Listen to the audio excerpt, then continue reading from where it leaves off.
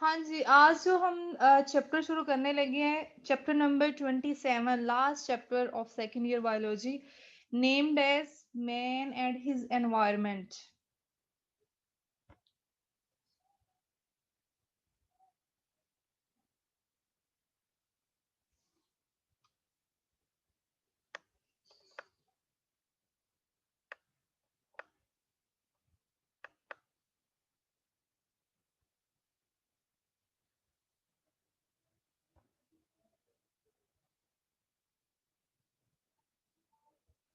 हाँ जी, पहले हम इसका इंट्रोडक्शन देखते हैं। यहाँ पे ये रिपीट हो रहा है। ठीक है, मैन एंड हिज एनवायरनमेंट में जो इंट्रोडक्शन बताया हुआ है उसमें सबसे पहले ये बात बताई हुई है कि अगर हम सबसे पहले अर्थ की लाइफ देखें तो वो है 4.6 बिलियन ईयर्स अगो, यानी कब से ये दुनिया जो है वो बनी है। अगर उसकी हम लाइफ देखें तो वो है 4.6 बिलियन ईयर्स अगो।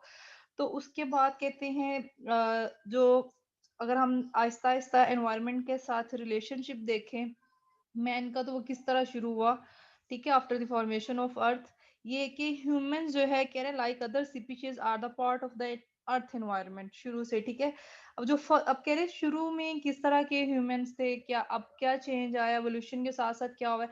तो अगर हम देखें तो जो फर्स्ट ह्यूमन थे ना, वो सबके सब यानी फर्स्ट ह्यूमन जो थे वो हंटर्स थे। ठीक है, वो शिकार करते थे और शुरू शुरू में ह्यूमन की पॉपुलेशन भी बहुत कम थी, यानी first humans were hunters and had low population. फिर क्या हुआ, और थे भी क्या, नेचुरल प्रीडेटर थे। ठीक है, जो मिलता था वाइल्ड लाइफ में या वहीं पे वो इस तरह ही कच्चा ही खा लेते थे, या उनको रहने सहने का इस तरह कोई वो सिविलाइजेशन नहीं थी एज सच। तो फिर क्या है, उसके बाद तब कुछ भी नहीं था, एग्रीकल्चर भी नहीं थी। कह रहे फिर आहिस्ता आहिस्ता उसके बाद एग्रीकल्चर शुरू हुई। आपकी बुक में एग्रीकल्चर की भी डेट बताई हुई है। Agriculture started some 10,000 years ago। ठीक है, फिर ह्यूमन अगर एग्रीकल्चर शुरू हुई तो इससे ह्यूमन सोर्सेज बढ़ते गए, ह्यूमन पॉपुलेशन जो है वो इंक्रीज होती गई। ठीक है, और जो बैरन लैंड थी जहाँ पे यानी एग्रीकल्चर नहीं थी, वो आहिस्ता आहिस्ता एग्रीकल्चर लैंड में कन्वर्ट होना शुरू हो गई। और जो प्रोडक्शन है, प्रोडक्शन रेट बढ़ता गया, सोर्सेज बढ़ते गए, और इस तरह ह्यूमन पॉपुलेशन भी इंक्रीज करती गई आहिस्ता आहिस्ता। इसके बाद जो फैक्टर है वो ये है कि फिर साथ ही क्या हुआ, इंडस्ट्रियलाइजेशन शुरू होगी, इंडस्ट्रीज बनना शुरू होगी। इंडस्ट्रीज ने ह्यूमन वे ऑफ ह्यूमन जो है वो और चेंज किया। ठीक है, और ग्लोबल एनवायरनमेंट के साथ इंटेक्ट करके ह्यूमन की फैसिलिटीज बढ़ाई, प्रोडक्शन बढ़ती गई। और जो है यानी अगर फैसिलिटी ज्यादा आती गई तो ह्यूमन पॉपुलेशन बढ़ती गई सोर्सेज की वजह से। फिर साथ साथ ये क्या हुआ, डिमांड ऑफ, अगर ह्यूमन पॉपुलेशन बढ़ती गई तो डिमांड ऑफ एनर्जी भी जो है वो भी इंक्रीज होती गई। इसी तरह कंसंट्रेशन ऑफ पॉपुलेशन बढ़ती गई, अर्बनाइजेशन होना शुरू हो गई। ये सारे फैक्टर्स जो है ना आहिस्ता आहिस्ता किस तरह चेंज होते गए। ठीक है, अब एक ऐसा दौर आ गया है कि सोर्सेज कम हो रहे हैं और पॉपुलेशन बहुत ज्यादा जो है वो बढ़ रही है, डिमांड ऑफ एनर्जी कंप्लीट नहीं हो रही, पूरी नहीं मिल रही। ठीक है, ग्रेट ग्रेट मैग्नीट्यूड हो रहा है पॉपुलेशन का, सोर्सेज कम हो रहे हैं, डिस्टर्बेंस हो रही है, एनवायरनमेंट जो है वो डिस्टर्ब हो रहा है। अदरवाइज जो एनवायरनमेंट है वो ऑल टाइम ट्रेजर है, खजाना है बाकी सोर्सेज के लिए। ठीक है, और अर्थ पे लाइफ को मेंटेन कर रहा है। इसके अलावा जो है एनवायरनमेंट ही एज अ डायरेक्ट और इनडायरेक्ट सोर्स है फूड का, शेल्टर का, क्लोथिंग का, फ्यूल का। ये सारे हम फैक्टर्स पढ़ते हैं कि एनवायरनमेंट में कौन कौन से फैक्टर है, कौन कौन से सोर्सेज हैं जो हम यूज कर रहे हैं, कौन कौन से है जो एक्सटिंक्ट हो रहे हैं, कौन कौन सी स्पीशीज है जो एंडेंजर्ड है। ठीक है, पोल्यूशन, सारे एनवायरमेंटल फैक्टर्स जो है ना वो हम वन बाय वन डिस्कस करते हैं। अब जो फर्स्ट हेडिंग है आपकी इस चैप्टर की, मैन एंड हिज एनवायरनमेंट की, वो है renewable and non renewable resources. सबसे पहले रीन्यूएबल और नॉन रीन्यूएबल रिसोर्सेज की टर्म का आपको पता होना चाहिए। यहाँ पे जैसे कि वर्ड ही शो कर रहा है रीन्यूएबल, यानी जिसको हम रीयूज कर सकते हैं, रीन्यू कर सकते हैं। ठीक है, रिसाइकल कर सकते हैं। On the other hand non renewable resources का मतलब है जो कि नहीं रीयूज हो सकते, रिसाइकल नहीं हो सकते, हम उनके अगेन एंड अगेन यूज नहीं कर सकते। ये तो एक बेसिक टर्म से मैं बता रही हूँ, इनका इनका डिफरेंस ये है। अब हम वन बाय वन इनका डिफरेंस देखते हैं। सबसे पहले है रीन्यूएबल रिसोर्सेज। कहते हैं ये ऐसे रिसोर्सेज है जो रीयूज हो सकते हैं, रिसाइकल्ड हो सकते हैं इन नेचर, अगर वो डिप्लीट ना हो तो। इसकी एग्जांपल्स क्या है? एयर है, वाटर है, फूड है, लैंड है, फॉरेस्ट है, वाइल्ड लाइफ है, ये सब सारे कौन से रिसोर्सेज हैं? Renewable. On the other hand अगर हम नॉन रीन्यूएबल रिसोर्सेज को देखें तो वो मेटल्स हैं, नॉन मेटल्स हैं, मिनरल्स हैं, फॉसिल फ्यूल्स है लाइक कोल, नेचुरल गैस। ये एक दफा पेट्रोल डीजल यूज हो जाए, हम जमीन से निकाल के यूज कर लेते हैं, वो दोबारा रीयूज तो नहीं हो सकता। ठीक है, इनको हम नॉन एग्जॉस्टेबल भी बोलते हैं और ये एग्जॉस्टेबल होते हैं। ठीक है, नॉन एग्जॉस्टेबल का मतलब, सॉरी, ये नॉन एग्जॉस्टेबल हैं जो खत्म नहीं होते, और जो खत्म हो जाते हैं उन्हें हम एग्जॉस्टेबल बोलते हैं। ठीक है, नॉन रीन्यूएबल को एग्जॉस्टेबल और रीन्यूएबल को नॉन एग्जॉस्टेबल। ठीक है, अब यहाँ पे अब अच्छा एक मिनट, यहाँ पे ये लिखा हुआ है कि मेटल्स हैं, नॉन मेटल्स हैं, मिनरल्स हैं, फॉसिल फ्यूल्स हैं जो कि कोल, नेचुरल गैस, इनको हम देखते हैं, can not replace, can not recycled in nature. इसमें कुछ न्यूट्रिएंट साइकिल भी एक दफा यूज हो जाए तो दोबारा वो रीयूज नहीं होते, ये नॉन रिन्यूएबल सोर्सेज में आएगा। अब हमने रीन्यूएबल रिसोर्सेज को डिटेल में पढ़ना है। हमने पहले भी ये बात की है, those resources which are recycled in nature are again and again used या reused, इनको हम कर सकते हैं। अब इनके हम जो है एग्जांपल्स को वन बाय वन डिस्कस करते हैं। जो फर्स्ट एग्जांपल है रीन्यूएबल रिसोर्सेज की, जो फर्स्ट रिसोर्सेज है वो है एयर। एयर क्या है? एक रीन्यूएबल रिसोर्सेज। अगर हम इसकी डेफिनेशन देखें एयर की, तो ये क्या है? It is a thick blanket, it is a thick blanket of atmosphere surrounding the earth where is several, यानी सेवरल किलोमीटर तक ये थिकर है, इसमें बहुत सारी आगे लेयर्स आ जाती है। ठीक है, एटमोसफेयर में। अब जो ये एयर है, इसकी अगर हम केमिकल कंपोजिशन देखें तो इसमें बहुत सारे जो हैं वो गैसेस हैं, लाइक नाइट्रोजन है, उसकी वेटेज 79, कहीं पे 78 मेंशन है, 79 यही है। अगर हम ऑक्सीजन की कंपोजिशन देखें वो 20 और 21 है। देन अगर हम कार्बन डाइऑक्साइड की कंपोजिशन देखें वो 0.03 या 0.04 है। ठीक है, कुछ ओल्ड बुक्स में ये मेंशन है, न्यू बुक्स में जो है वो चेंज्ड है, तो आपने न्यू बुक्स के अकॉर्डिंग जो है ना करनी। इसकी 78 कर लें, 21 है, 0.04 है। इसके अलावा कहते हैं कुछ थोड़ी क्वांटिटी में, लेस क्वांटिटी में, ट्रेसिस अमाउंट में नोबेल गैसेस भी होती हैं, नियोन, आर्गोन, जीनोन एक्स्ट्रा। अब कहते हैं ये सारी कंपोजिशन एयर की एक रीन्यूएबल रिसोर्सेज है। इंपॉर्टेंस क्या है एयर की? अगर ये एक एयर एक हमारे लिए एक रीन्यूएबल सोर्सेज है तो एयर क्या काम करता है? कार्बन डाइऑक्साइड है, नाइट्रोजन है, ये बहुत ही इंपॉर्टेंट है ऑर्गेनिजम्स के लिए, एक एज अ रॉ मटेरियल है। कल हमने नाइट्रोजन साइकिल भी पढ़ा है। प्लांट्स किस तरह जो है नाइट्रोजन को यूज करते हैं, ये एक इम्पोर्टेंट फैक्टर है फॉर प्लांट ग्रोथ। इसके अलावा अगर एयर में ऑक्सीजन है, वो जो है वो कंज्यूम्ड हो रही है ड्यूरिंग रेस्पिरेशन। कार्बन डाइऑक्साइड जो है वो फोटोसिंथेसिस के अमल में यूज हो रही है, यानी इस तरह एयर जो है वो मेंटेन कर रही है फोटोसिंथेसिस और respiration of between living organisms. लेकिन यहाँ पे अब एक प्रॉब्लम भी है, एयर एक रिन्यूएबल रिसोर्सेज है लेकिन क्या इसको कोई प्रॉब्लम फेस करनी पड़ रही है? जी हाँ, पोल्यूशन टाइप्स प्रॉब्लम है जो कि एयर को पोल्यूट कर रही है, क्योंकि एयर एक नेचुरल रिसोर्सेज है लेकिन ये, यानी ये पोल्यूटेड हो रहा है बड़ी रैपिडली डे बाय डे। अब इसको पोल्यूट कौन कर रहा है? कुछ पोल्यूटेड कंपोनेंट्स है, गैसेस है, लाइक कार्बन मोनोऑक्साइड है, हाइड्रोकार्बन है, ऑक्साइड्स है, नाइट्रोजन के, सल्फर के, ये जितने भी ऑटोमोबाइल्स गैसेस, ये वही सारा क्या कर रहे हैं? एयर को डिप्लीट कर रहे हैं। ठीक है, तो इस तरह ये सोर्स जो है, ये जो रिसोर्स है वो डिप्लीटेड हो रहा है, पोल्यूटेड हो रहा है, यानी खराब हो रहा है, लेकिन जो है ना ये रिन्यूएबल हो जाता है अगर हम इस पे क्या करें? कंट्रोल पा लें। अच्छा, नेक्स्ट जो सेकंड टर्म है रिन्यूएबल सोर्सेज की फैक्टर है वो है वाटर। वाटर भी एक रिन्यूएबल रिसोर्स है। ठीक है, और ये एविडेंट है कि विदाउट वाटर जो है living organisms can not live. ठीक है, water is necessary for life. अब अगर हम डिस्ट्रीब्यूशन देखें, distribution of water over earth, earth में किस तरह वाटर जो है वो डिस्ट्रीब्यूट है, क्या परसेंटेज है? कहते हैं जो अगर हम वाटर को देखें, वाटर जो है वो कवर कर रहा है अर्थ को 70 to 75%। ठीक है, बाकी जो 30% है, 70 कर ले, बाकी जो 30% है वो लैंड, और 70% जो अर्थ है वो वाटर से कवर्ड है।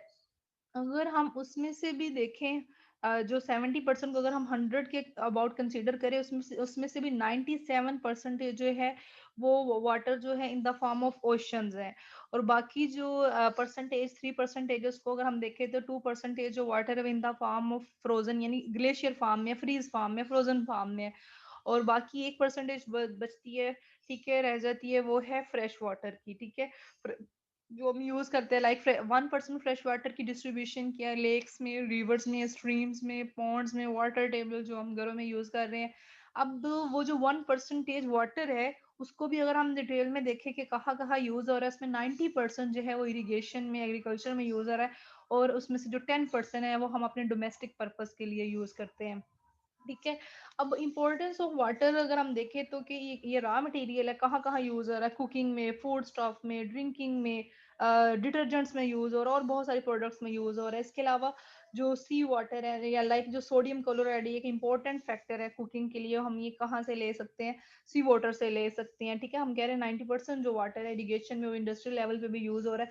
अब यहाँ पे एक और फैक्टर ये है कि जिस तरह एयर पोल्यूट हो रही है, वाटर भी पोल्यूट हो रहा है। अब वाटर पोल्यूशन किस वजह से हो रही है, जितने भी ये टॉक्सिक मटेरियल है, केमिकल वेस्ट है, कहाँ से डिस्चार्ज हो रहा है, इंडस्ट्री से डिस्चार्ज हो रहा है। ठीक है। और वो पानी में आ रहा है, ये सारे केमिकल्स, तो पानी में जो रहने वाले एक्वेटिक ऑर्गेनिजम्स है, उनकी लाइफ को थ्रेट है। ठीक है, वो डेंजर हो सकते हैं इसमें।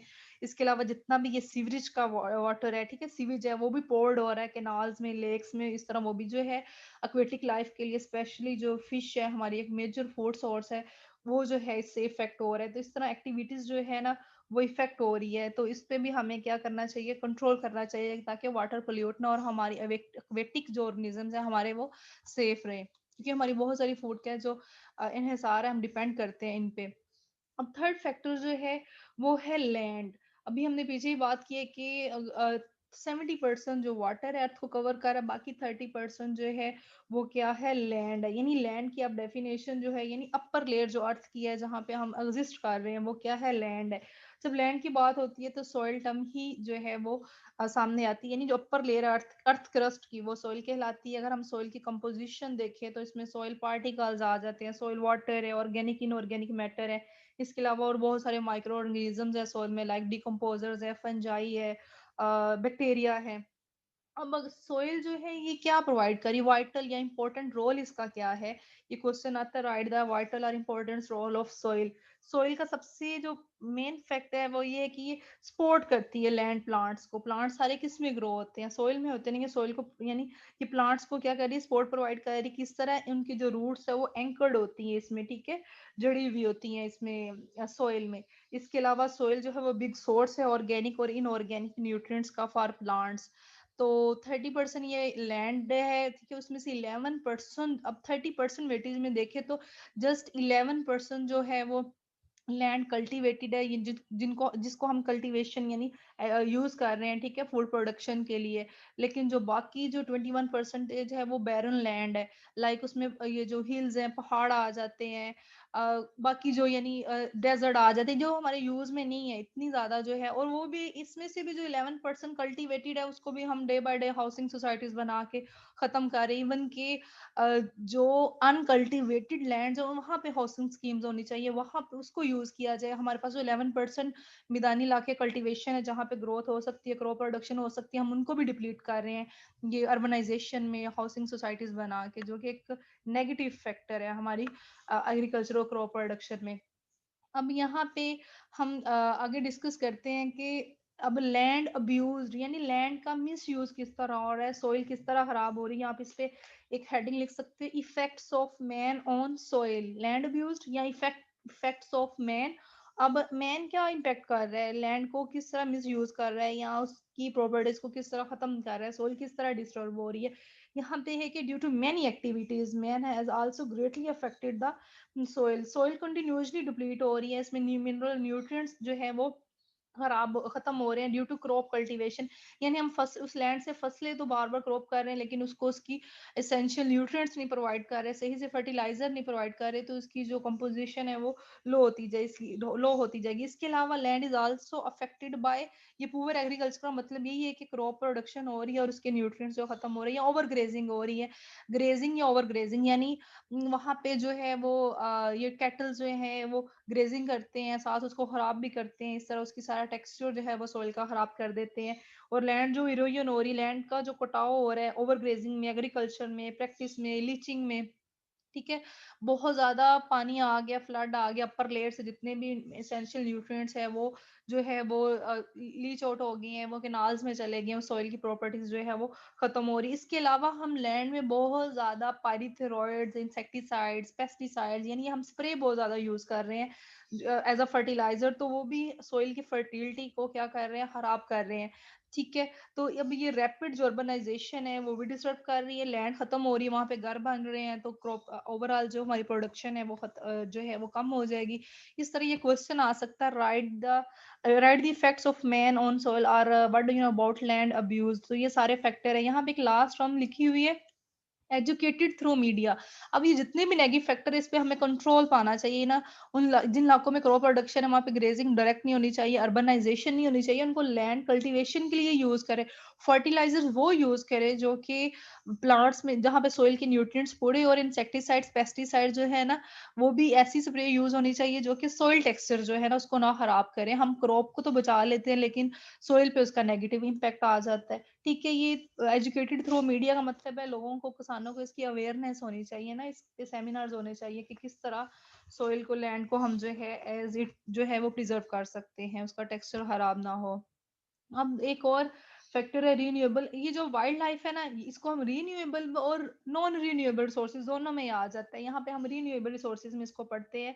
अब यहाँ पे वाइल्ड लाइफ जब टर्म आती है तो हमारे माइंड में क्या बात आती है, यानी all the plants which are not cultivated, same all the animals which are not domesticated are called wild life.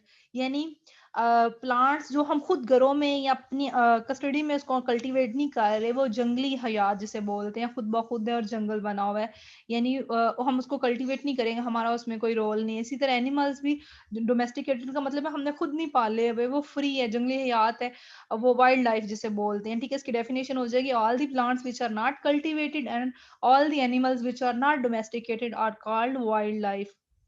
अब वाइल्ड लाइफ तो पता चल गया ये है, तो इसकी इंपॉर्टेंस क्या है वाइल्ड लाइफ की। कहते हैं wild life has a great importance in our daily life, like some of these animals and plants are the अब सोर्सेज ऑफ फूड। बहुत सारी हर्बेशियस जो है वो हर्बेशियस जो है वो प्लांट्स है जो कि हम एज अ मेडिसिन भी यूज करते हैं, एज अ फूड भी बहुत सारे प्लांट्स हम यूज करते हैं, एनिमल्स भी है जो एज अ फूड हम यूज करते हैं। और ये जो वाइल्ड लाइफ एक नेचुरल फॉरेस्ट में क्या है कि फूड चेन भी जो है वो मेंटेन रहती है। ये तो एक नेचुरल प्रोसेस हो रहा है ना। लेकिन अब कुछ ह्यूमन, अब जिस तरह ह्यूमन इम्पैक्ट सॉइल पे है, इस तरह ह्यूमन का इम्पैक्ट जो है वो वाइल्ड लाइफ पे भी बहुत बुरे तरीके से है। ह्यूमन इम्पैक्ट क्या है, man is living many negative effects on wild life. ये क्या करते हैं, ड्यू टू अनकंट्रोल्ड हंटिंग। अब देखिए शिकार बहुत ज्यादा हो रहा है, तो ज्यादा हंटिंग की वजह से जो प्रीशियस स्पीशीज है वो जो है वो एक्सटिंक्ट हो रही है। ठीक है, नापैद हो रही है, और या फिर नियर टू एक्सटिंक्ट है, यानी एंडेंजर्ड है, फ्यूचर में वो एक्सटिंक्ट हो सकती है। ये जस्ट ओवर हंटिंग,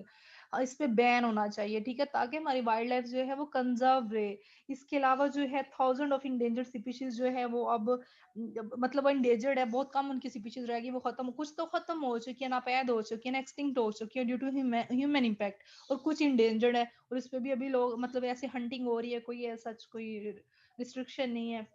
इसके अलावा जो है क्योंकि वाइल्ड लाइफ हम कह रहे हैं कि रीन्यूएबल और नॉन रीन्यूएबल, ये है कि प्लांट्स जो है वो रिग्रोथ, उनकी ग्रोथ हो सकती है, नेक्स्ट जनरेशन चल सकती है। एनिमल्स जो है वो डिप्लीटेड हो रहे हैं, तो इस पे जो है काम होना चाहिए। यानी ये अब कुछ नेशनल पार्क्स बन रहे हैं, हमारी कंट्री में भी बने हैं, लेकिन जो है और जो दूसरी कंट्रीज है वहां पे ये ज्यादा रिजर्व फार्म है, हमारी कंट्री में ऐसा सच नहीं है, हंटिंग हो जाती है, और कोई खास किस्म का वाइल्ड लाइफ जो है हम रिजर्व नहीं की हुई।